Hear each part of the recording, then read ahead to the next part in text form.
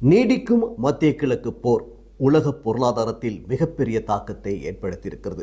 இலங்கையின் பொருளாதாரத்திலும் அது மிகப்பெரிய தாக்கத்தை ஏற்படுத்தியிருக்கிறது. எவ்வாறான தாக்கங்களை அது ஏற்படுத்தியிருக்கிறது, இன்னும் எவ்வாறான சவால்கள் காத்திருக்கின்றன, இந்த தருணத்தில் மக்கள் எவ்வாறு செயற்பட வேண்டும் போன்ற தகவல்களை இந்த காணொளியில் விரிவாக பார்க்கலாம். 3 வாரங்களை கடந்து நீடிக்கிறது மத்திய கிழக்கு போர். இந்த போர் மத்திய கிழக்கில் மாத்திரமல்லாமல் ஒட்டுமொத்த உலகத்தையும் இன்று நிலைகுலைய செய்திருக்கிறது.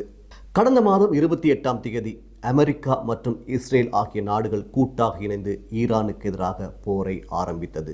அந்த போர் இன்று மிகப்பெரிய அளவில் தீவிரமடைந்திருக்கிறது. அமெரிக்கா மற்றும் இஸ்ரேல் ஆகிய நாடுகள் ஈரான் மீதும் அதே போன்று ஈரான் மத்திய கிழக்கு நாடுகளில் இருக்கக்கூடிய அமெரிக்க தளங்கள் மீதும் இஸ்ரேல் மீதும் மிகப்பெரிய அளவில் தாக்குதல்களை மாறி மாறி நடத்துகின்றன.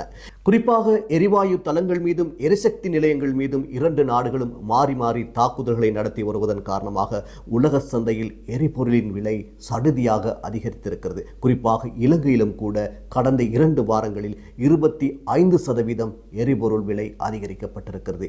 இது உலக நாடுகளின் செயற்பாடுகளை முற்றுமுழுதாக சீர்குலைத்திருக்கிறது என்றே நாங்கள் கூற வேண்டியிருக்கிறது. கடந்த 18ஆம் தேதி ஈரானின் மிக முக்கியமான எரிவாயு தளத்தின் மீது இஸ்ரேல் மிகப்பெரிய ஒரு தாக்குதலை நடத்தியிருந்தது. சவுத் போஸ்ட் எரிவாயு தளத்தின் மீதே அந்த மிகப்பெரிய தாக்குதல் நடத்தப்பட்டது. அந்த தாக்குதலுக்கு பதில் தாக்குதலாக கட்டாரில் அமைந்துள்ள மிகப்பெரிய எரிசக்தி நிலையத்தின் மீது ஈரான் மிகப்பெரிய ஒரு தாக்குதலை நடத்தியிருந்தது. ராஸ் லஃபா என்ற அந்த எரிசக்தி நிலையத்தின் மீது மேற்கொள்ளப்பட்ட அந்த தாக்குதல் மிகப்பெரிய தாக்கத்தை இன்று ஏற்படுத்தியிருக்கிறது. ஈரானில் மிகப்பெரிய ஒரு தாக்குதலை இஸ்ரேல் நடத்தியிருந்தது.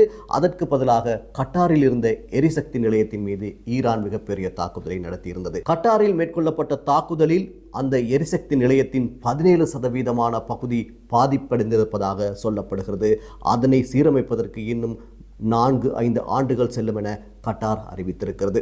ஏற்கனவே ஆர்மோஸ் ஜலசந்தி பகுதியில் மிகப்பெரிய பிரச்சனை காணப்படுகிறது. அந்த பிரச்சனைக்கு மத்தியில் எரிசக்தி நிலையங்கள், எரிவாயு நிலையங்கள் மீது மேற்கொள்ளப்படுகின்ற தாக்குதல் என்பது உலக அரங்கில் மிகப்பெரிய தாக்கத்தை ஏற்படுத்தி இருக்கிறது. ஈரானின் கட்டுப்பாட்டில் இருக்கக்கூடிய ஆர்மோஸ் ஜலசந்தி வழியாக கப்பல்கள் வருவதற்கு தடை ஏற்படுத்தப்பட்டிருக்கிறது. அந்த தடை காரணமாக பல்வேறு நாடுகளுக்கான எரிபொருள் விநியோகம் பாதிக்கப்பட்டிருக்கிறது. சில நாடுகளுக்கு மாத்திரமே அனுமதிக்கப்பட்டிருக்கிறது.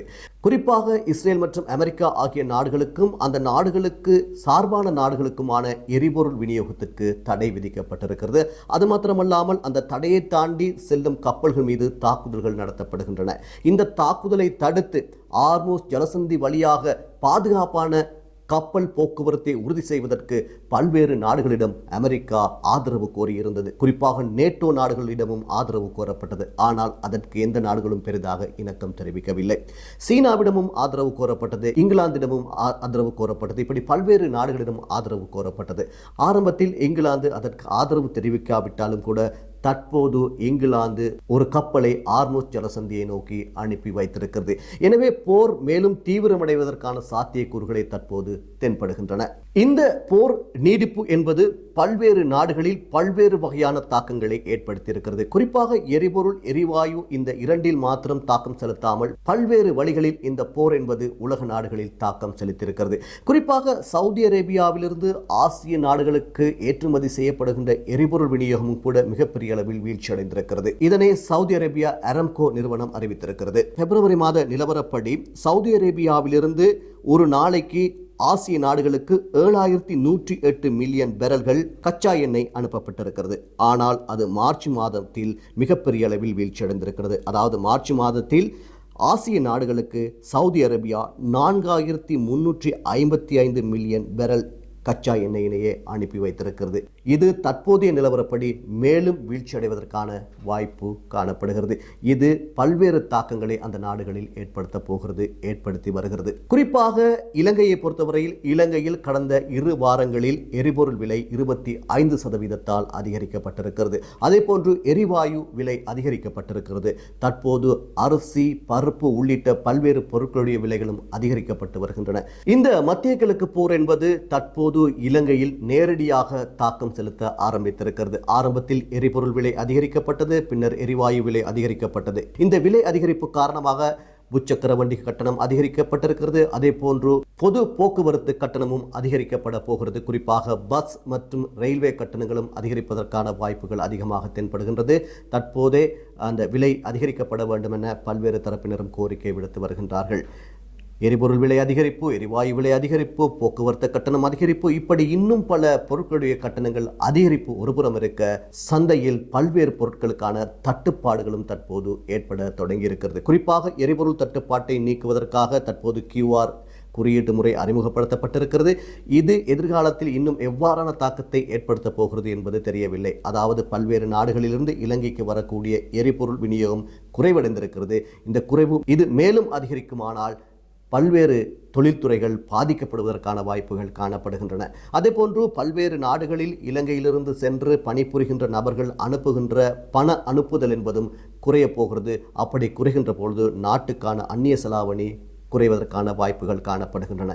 இந்த எரிபொருள் விநியோக பிரச்சனை என்பது சுற்றுலாத்துறை போன்ற துறைகளுக்கும் பாதிப்பை ஏற்படுத்தும். அதே போன்று பல்வேறு நிறுவனங்களுடைய உற்பத்தி துறையும் மிகப்பெரிய அளவில் பாதிக்கப் போகிறது. எனவே மிகப்பெரிய ஒரு பாதிப்பு மக்களை வந்தடைய போகிறது. தற்போதே மக்கள் மிகப்பெரிய சவாலை சந்தித்திருக்கின்றார்கள். இந்த தருணத்தில் மக்கள் மிக நிதானமாக செயற்பட வேண்டியிருக்கிறது. குறிப்பாக மிக சிக்கனமாக நடந்து கொள்ள வேண்டியிருக்கின்றது. தற்போதைய சூழலில் எதிர்காலத்தில் மின் துண்டிப்பு ஏற்படுவதற்கான வாய்ப்புகளும் காணப்படுகின்றன. அதாவது நிலக்கரி, இலங்கைக்கு நிலக்கரி கப்பல்கள் வருவதற்கு காலதாமதம் ஏற்பட்டால் மின் உற்பத்தியில் அது மிகப்பெரிய ஒரு தாக்கத்தை ஏற்படுத்தும். அந்த மின் உற்பத்தியில் தாக்கத்தை ஏற்படுத்துகின்ற பொழுது கட்டாயமாக மின் கட்டணம் அதிகரிக்க வேண்டிய சூழல் ஏற்படலாம். அதே போன்று மின் துண்டிப்பு ஏற்படுவதற்கான வாய்ப்புகளும் அதிகமாக தென்படுகின்றது.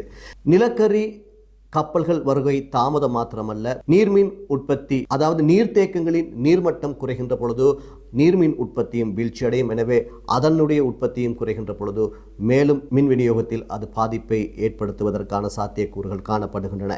இப்படி இந்த மத்திய கிழக்கு போர் என்பது உலகின் பல்வேறு நாடுகளையும் ஆட்டம் காண செய்ததை போன்றே இலங்கைக்கும் மிகப்பெரிய தாக்கத்தை ஏற்படுத்தியிருக்கிறது. எனவே இந்த தருணத்தில் அரசியல் கட்சிகள், பொதுமக்கள், வர்த்தகர்கள் என அனைவரும் மிக பொறுப்போடு நடந்து கொள்ள வேண்டியது காலத்தின் கட்டாயமாகும். இது போன்ற மற்றொரு காணொளியில் சந்திக்கும் வரை நன்றி, வணக்கம்.